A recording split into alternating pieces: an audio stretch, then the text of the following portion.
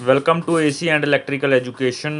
ये वीडियो बहुत ही खास होने वाला है क्योंकि इसमें हम एसी स्प्लिट एसी की कुछ समस्याओं के बारे में बात करेंगे और आपको दिखाएंगे कि कैसे वो सॉल्व होती हैं। तो जैसे आपका एसी फर फर की आवाज़ें कर रहा है, जहाँ चलता चलता बंद हो जाता है और इंडोर से बहुत कूलिंग कम आ रहा है, तो उसका कारण ये होता है कि एसी अंदर से ब्लॉक हो जाता है। तो उसको कैसे क्लीन करते हैं? तो सबसे पहले उसकी गैस स्टोर कर कर उसे उतार लेना है। जैसे कि हमने इंडोर को उतार लिया है, तो इनकी जो पाइपिंग है, आपने सबसे पहले उनको अच्छे से टेपिंग करना है, ताकि जो उसमें जब हम सर्विस कर रहे होते हैं तो उनमें थोड़ा सा भी पानी ना चला जाए, जिसके कारण आपकी एसी की जो कूलिंग है उसमें गिरावट होगी और एसी ख़राब भी हो सकता है, क्योंकि अगर कंप्रेसर में पानी चला गया तो ठीक है।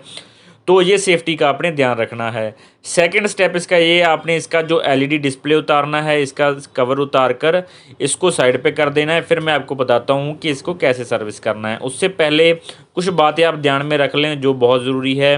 वो ये है कि समस्या बताता हूँ पहले मैं आपको, कि जब एसी आपका, देखिए, एक तो हो गया कि वो आवाज़ें कर रहे हैं, बहुत सारी अजीब अजीब सी आवाज़ें कर रहा है, गर गर की आवाज़ें कर रहा है, या फिर शाह शाह की आवाज़ें कर रहा है, या फिर उसमें क्या है कि कूलिंग बहुत कम आ रहा है और आपने सर्विस करवा ली है, लेकिन उसके बाद भी वो चलता चलता एकदम से कभी स्लो हो जाता है, कभी फास्ट हो जाता है।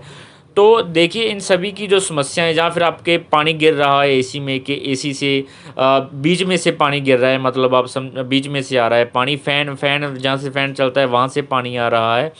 तो ये सभी का कारण जो होता है वो यही है कि इसकी जो इंटरनल सर्विस है वो करनी ज़रूरी है।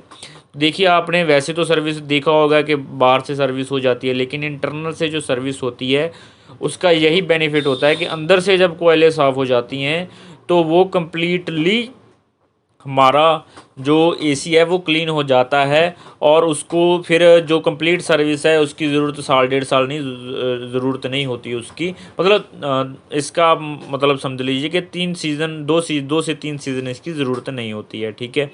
तो ये देखिए, ये भी बिल्कुल ब्लॉक हो चुका है, अंदर से भी बिल्कुल भरा पड़ा है। तो पहले कोई मैकेनिक आया तो उसने बाहर से अच्छे से सर्विस नहीं की, अंदर से तो करना चलो दूर की बात है।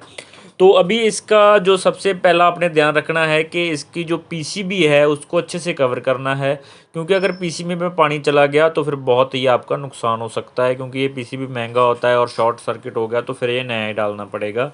तो इसको अच्छे से कवर करना है। तो उसको सर्विस करने से पहले इसका जो पूरी कोयल है, हम पहले इसका जो कवर है उसे अच्छे से सर्विस कर लेते हैं, क्योंकि कवर में भी बहुत ज़्यादा डस्ट होता है। अगर इसको अच्छे से सर्विस कर लेंगे तो मान लीजिए कि 100 में से 20% हमारा सर्विस जो है कंप्लीट हो चुका है।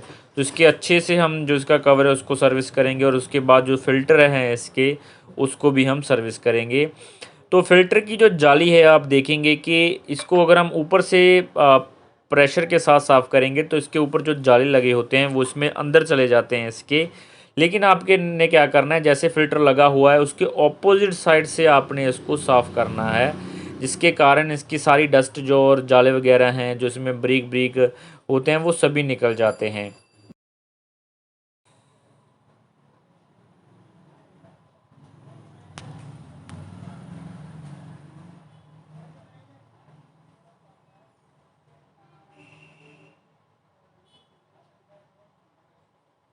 दोनों तरफ से इसको अच्छे से हम सर्विस कर लेंगे।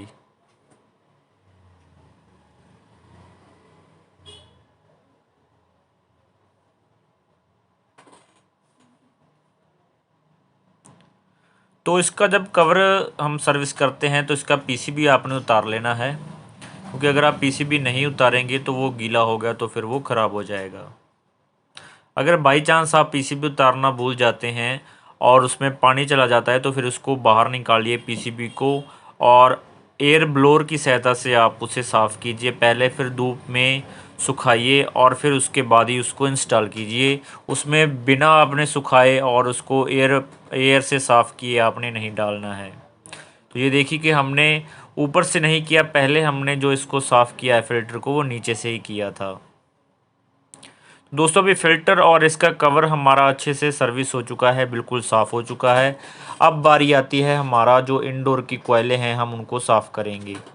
तो ये देखिए कि हमने इनका जो, एक बात का आपने और ध्यान रखना है कि जब प्रेशर की सहायता से इसको साफ़ कर रहे होते हैं तो इसका जो प्रेशर है आपने ऐसा रखना है कि जो इसकी कॉइलें हैं एसी की, उसकी जो पत्तियां हैं वो कहीं मुड़ ना जाएं। अगर वो मुड़ जाती हैं तो कूलिंग में इफ़ेक्ट आता है, इसलिए आपने ध्यान रखना है कि वो मुड़ ना पाएँ। तो जब हम खोल कर इसको सर्विस करते हैं तो हम अच्छे से इसकी जो इसके फ्रंट, पहले इसको फ्रंट साफ़ किया जाता है अच्छे से कि इसकी जितनी गंदगी है वो बाहर निकल जाए। फिर हम इसका जो बैक है वो साफ़ करते हैं अच्छे से। उसके बाद इसका जो ब्लोअर है उससे हम इसका वाटर प्रेशर डालते हैं, जो इसके अंदर जितना भी पीछे की साइड इसके डस्ट, मिट्टी और जो भी इसका जो जमा पड़ा है जाल, वो सारा साफ़ हो जाए।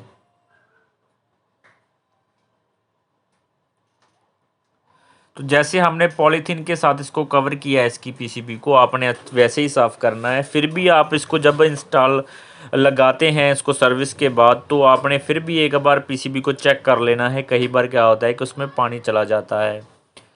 तो इसको चारों तरफ से सर्विस कर सकते हैं। एक इसके ऊपर जो पाइप लगा हुआ है कॉपर का, उसके जो ऊपर का हिस्सा है जिसके पीछे पीसीबी है, वहाँ पर भी आपने पानी नहीं लगाना है। कहीं पीछे से पानी अगर पीसीबी में चला गया और आपको पता ना चला तो पीसीबी आपका ख़राब हो जाएगा।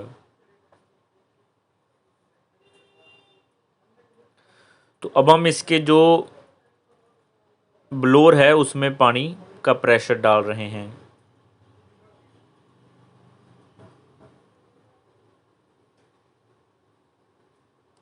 दोस्तों, अगर आप मेरे चैनल पर नए हैं तो चैनल को सब्सक्राइब कीजिए। और अगर आपको electrical, electronics, RO, AC, refrigerator, ice cube machine, water चिल्लर, किसी के बारे में कोई जानकारी चाहिए तो मुझे कमेंट कीजिए। मेरी वीडियोस भी हैं, उस पर आप मेरे जो चैनल पर जाकर वीडियोस में जाकर आप चेक कर सकते हैं। मैंने हर टॉपिक पर वीडियोस बनाई हैं। अगर आपको किसी टॉपिक पर वीडियो चाहिए तो कमेंट कीजिए, मैं उस पर भी वीडियो ज़रूर बना दूँगा। दोस्तों, वीडियो बनाने में बहुत मेहनत लगती है, तो इस चैनल को लाइक, सब्सक्राइब और शेयर करना मत भूलना। और दोस्तों, अगर आपको वाटर चिल्लर चाहिए, अभी हमने एक वीडियो अपलोड किया है रिसेंटली, उसमें जो उसका लिंक है वो डिस्क्रिप्शन में होगा। अगर आपको वाटर चिल्लर कहीं पर भी चाहिए ऑल इंडिया, तो हम सप्लाई करते हैं।